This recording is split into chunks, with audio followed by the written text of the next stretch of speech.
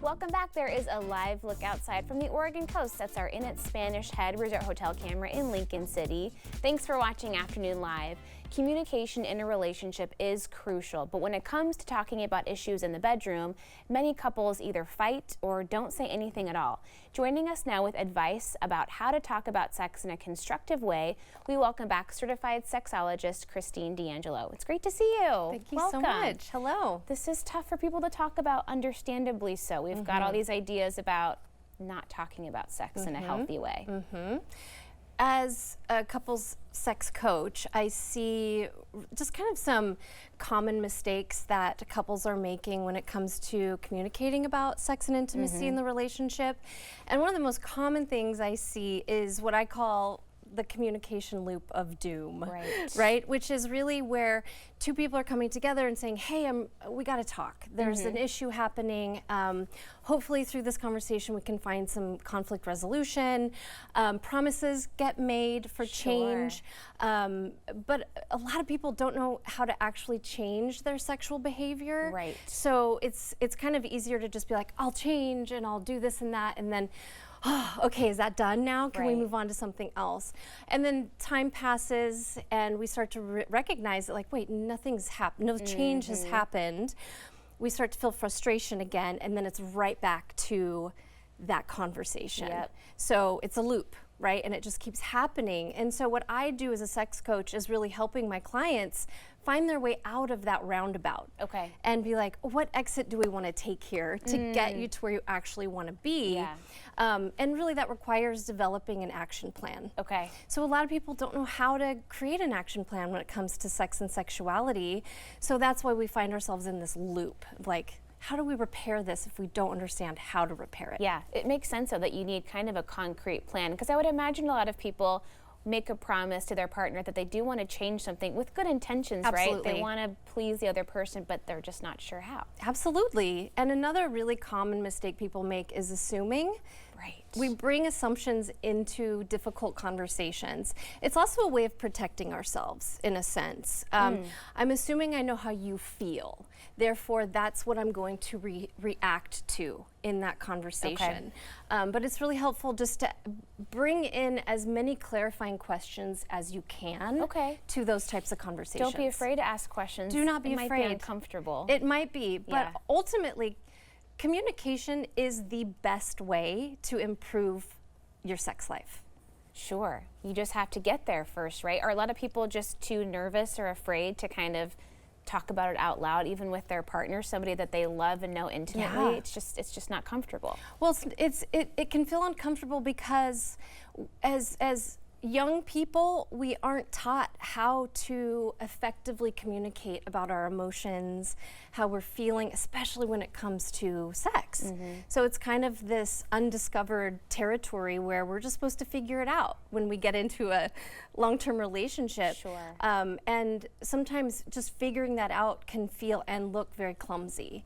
And, you know, oftentimes another mistake I see couples making is really placing the importance on finding help or working on something on just one partner. And it's a couple's issue, and so it should really be approached in that way of like, hey, let's go find help for this. And it's not just a you issue, it's not just a me issue, it's an us issue, and that can just relieve a lot of pressure on the circumstance, the relationship, and especially the individual who's feeling like, oh, I'm the problem. It's all me. I'm broken. Right? Nobody wants to feel that way, especially in your relationship. Well, what about this scenario if you have a couple and each partner was just raised with really different ideas of what sex looks like in the relationship?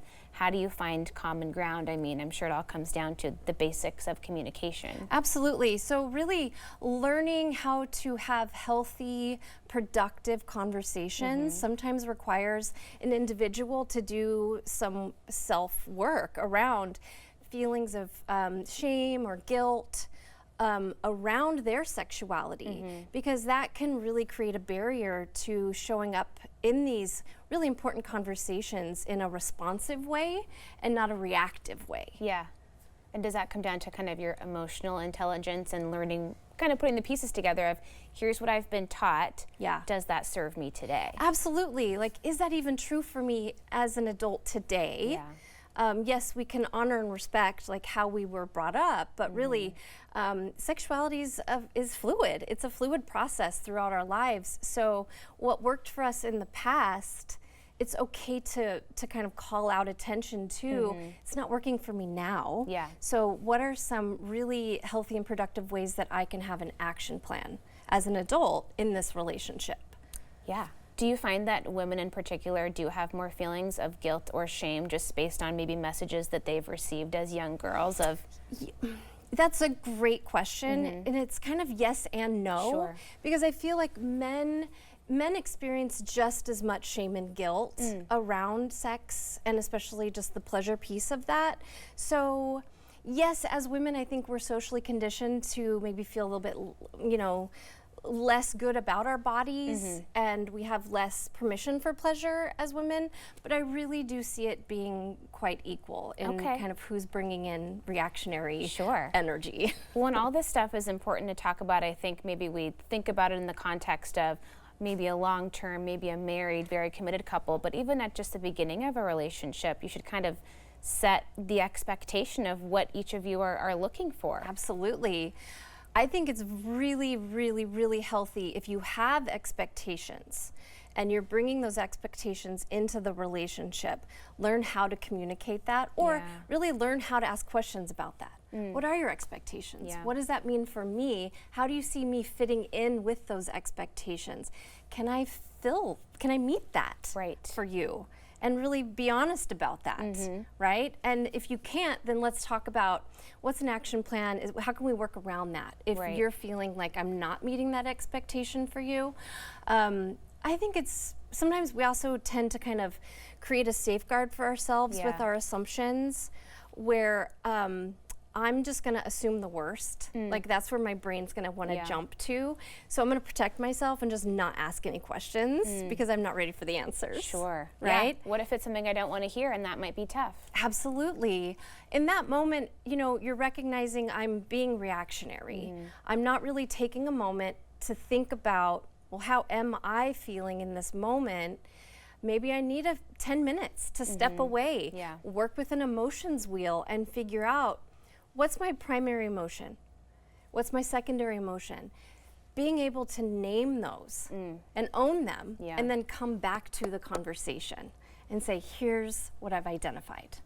Yeah. Let's work on this together. It's amazing what a very even brief pause can do for your mental clarity in those moments. Hey, thank you so much. It was great chatting with you. Yeah, thank you. Got some good stuff today. We will have more information on our website at katu.com. We'll be right back with more Afternoon Live right after this.